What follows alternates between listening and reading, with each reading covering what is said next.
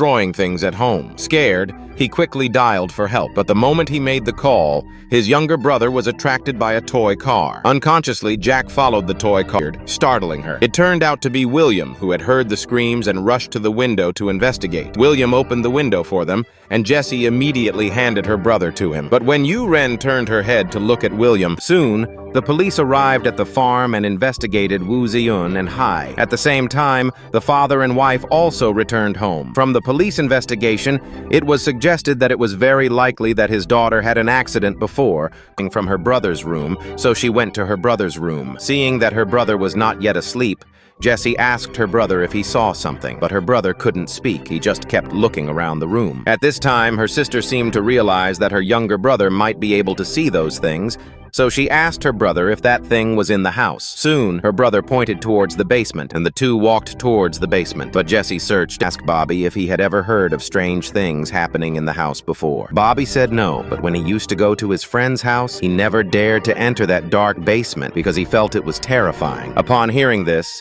Jessie returned and immediately went to the basement. In order to find out the truth of the matter, she planned to start investigating from here to see if she could find any clues. Sure enough, in the corner of the basement, she found a portrait of a family of 4, and there was also a raven pattern on it that she had seen before. Just as the woman was looking intently, the lid on the basement suddenly moved. Jessie was startled. Seeing this scene in front of her, she decided to go and see her, and inherently stopped. She thought to herself that if she told her father about this, they would definitely not believe it and would think that her mental problems were getting worse. After recalling the last incident, Jessie decided not to tell them again. But when the woman looked, she didn't know what was going on with her. When she looked again, the figure quickly went behind the warehouse. Seeing the black shadow enter the warehouse, Jessie also followed it. But as soon as she entered, the warehouse door was locked from the inside and couldn't be opened. Suddenly, Jessie heard a sound coming from the corner of the warehouse again. Feeling that something was wrong, suddenly, the young man attacked her. Scared, Jessie immediately screamed. When her parents saw her, Jessie had already fainted. Helpless, her parents sent her to the hospital. After the doctor's observation,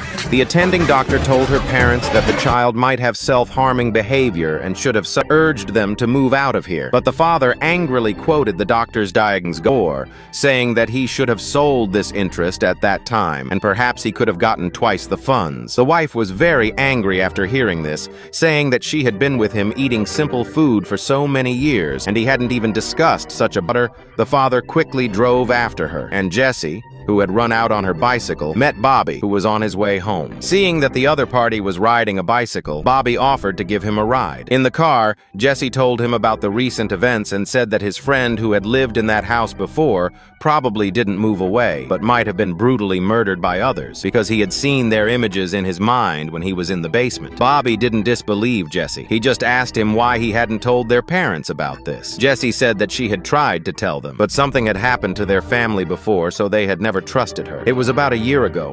One day,